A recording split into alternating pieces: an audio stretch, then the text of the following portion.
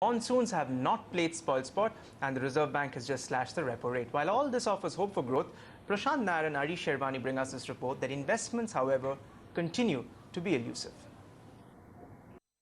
There's nothing very prominent in the data this time. So the data is a lot more blah. It's a lot more stable.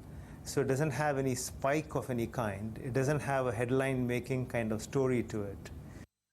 That is the dire news from Mahesh Vyas and his team at CMIE. Let's get straight to the data. New project announcements in the July to September period fell 19% year-on-year. Private and government project announcements fell 22% and 13% respectively. If one removes the Go Airlines order for 72 aircraft from the data set, the fall is even more severe at 40%. The story in government and private usually is they both go up and down together. So when the investments fall, they fall in government and private. But there is a small change in the relative share. And when there is a slowdown, the share of government goes up.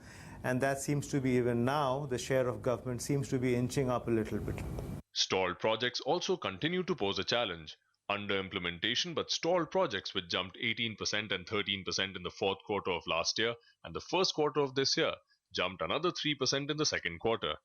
Of the top 3 projects that got stalled, and this is in terms of value of projects, 2 of them are in Kashmir. So the situation in Kashmir has impacted and has led to this increase in the projects stalled under implementation. Both of them are transportation projects. One is the tunnel, and the other is a rail line from Udhampur to Srinagar to further south.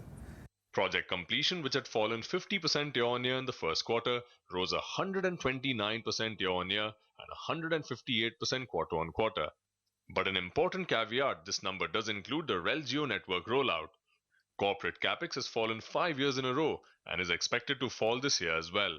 With industry typically not announcing big projects in the year before a general election, the big question is how much revival can happen between now and 2019. In Mumbai with Prashant Nair, Areeb Sherwani.